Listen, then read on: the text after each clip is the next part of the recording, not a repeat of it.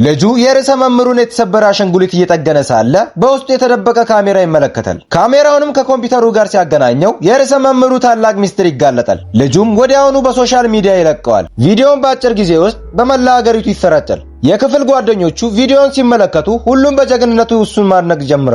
ልጁ በሰራው ስራ ኩራት ቢሰማውም በማግስቱ ርዕሰ መምህሩ ወላጆቹን ቢሮ ይጠራቸዋል። የልጁ እናት ምንም ያህል ብትለምንም ልጁ ከትምህርት ቤቱ እንዲባረር ይደረጋል። ምንም አማራጭ ስላልነበረው በአንድ ኢንተርኔት ካፌ ውስጥ ተቀጥሮ መስራት ይጀምራል። ነገር ግን የልፋቱን ዋጋ ሲጠይቅ የካፌው ባለቤት ልጁን በቀላሉ በማስፈራራት ማባረር እንደሚችል ስላሰበ ገንዘቡን ለመክፈል ፍቃደኛ አልነበረም። ነገር ግን ልጁ በቀላሉ የሚደናገጥ ሰው አይነት አልነበረም። ስልኩን በማውጣት ስክሪኑን ከነካ በኋላ ድንገት በካፌ ውስጥ የነበሩ ኮምፒውተሮች ሙሉ በሙሉ ይጠፋሉ። የካፌው ባለቤትን በድንጋጤ አፉን ከፍቶ ይቀራል። ከዚህ ስራ ከወጣ በኋላ ልጁ ኑሮን ለማሸነፍ ሃይላንዶችን የለቀመ መሸጥ ይጀምራል። አንድ ቀን ቆሻሻ ውስጥ ሃይላንድ ሲፈልግ የሃከሮችን የውድድር መግቢያ ትኬት ያገኛል። ያገኘው እድል በህይወቱ ውስጥ ታላቅ የለውጥ ምዕራፍ ይዞለት እንደሚመጣ ፈጽሞ አልገመተም ነበር። በማግስቱ ልጁ የውድድሩ ቦታው ላይ ይደርሳል። በቦታው የነበሩ አዘጋጆች በሰሩት የጥበቃ ስርዓት ሙሉ በሙሉ በመተማመን በአንድ ሰዓት ውስጥ 10 የጥበቃ ደረጃዎችን ማለፍ ለሚችል ማንኛውም ሰው የ10 ሚሊዮን $10 ሽልማት እንደሚያገኝ ያሳውቃሉ። ልጁም በፍጥነት ወደፊት በመሄድ ለውድድሩ ይመዘገባል።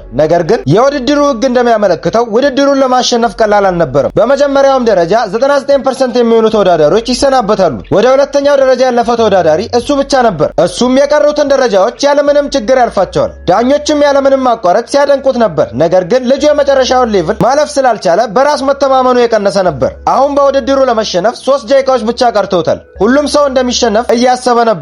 ቢሆንም በድንገት አንድ ሰው ይመጣና እሱን ያግዘዋል። ከዚያም ወዲያውኑ የመጨረሻውን ክፍል ማለፍ ችሏል። በዚህ መልኩ ልጁ ውድድሩን ስላሸነፈ ሽልማቱን መውሰድ ችሏል። ቪዲዮ ከተመቻችሁ ላይክ፣ ሼር፣ ሰብስክራይብ ማድረግ እንዳትረሱ።